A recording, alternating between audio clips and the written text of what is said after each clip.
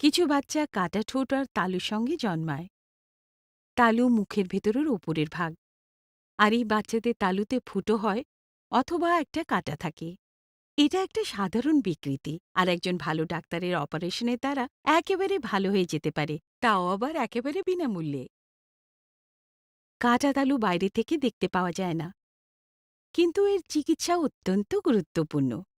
সময় মতো যদি এটাকে বন্ধ না করা হয়, তাহলে বাচ্চা বড় হয়ে ভালোভাবে কথা বলতে পারবে না।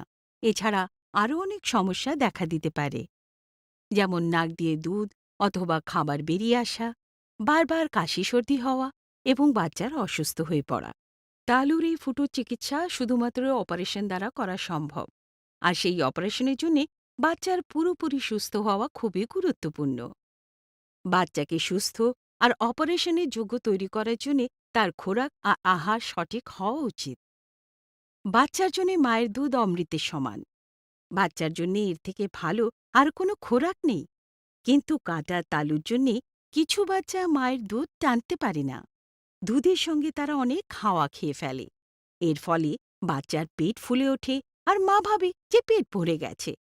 এমন বাচ্চাদের দুধ খাওয়াবার জন্য অনেক পরিশ্রম করতে হয়, আর তারা ক্লান্ত হয়ে পড়ে, আর মা ভাবে বাচ্চা দুধ খেয়ে ঘুমিয়ে পড়েছে।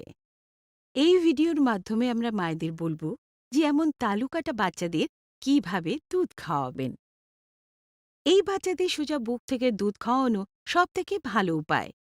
দুধ খাওয়াবার সময় বাচ্চাকে সোজা রাখবেন, যেমন ও যেন দাঁড়িয়ে আছে।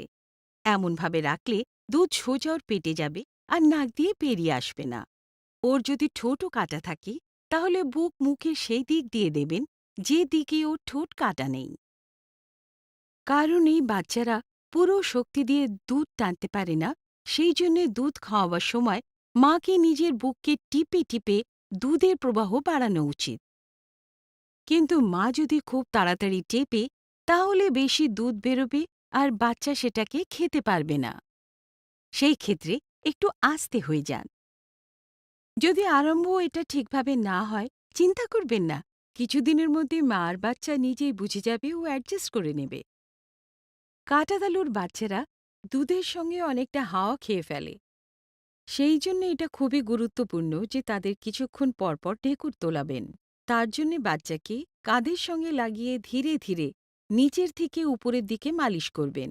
কিছুক্ষণ পরেই আপনি ঢেকুর তোলার শব্দ শুনতে পারবেন। আপনাকে এটা দুধ খাওয়াবার সময় অনেকবার করতে হবে।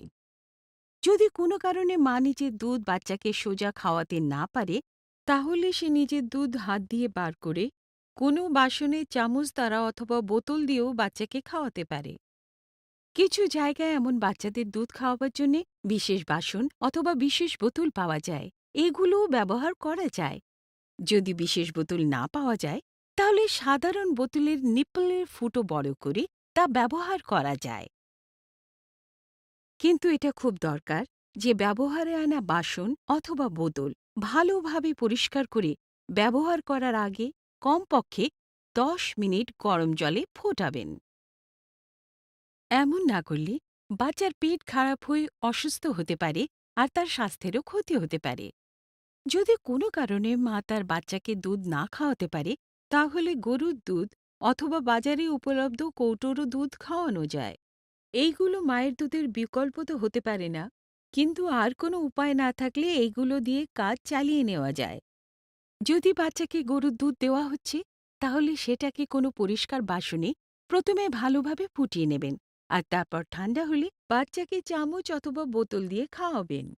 আর যদি বাচ্চাকে কৌটো দুধ খাওয়ানো হয়, তাহলে জলটাকে প্রথমে ভালোভাবে ফুটিয়ে নেবেন, তারপর ঠান্ডা করে নেবেন।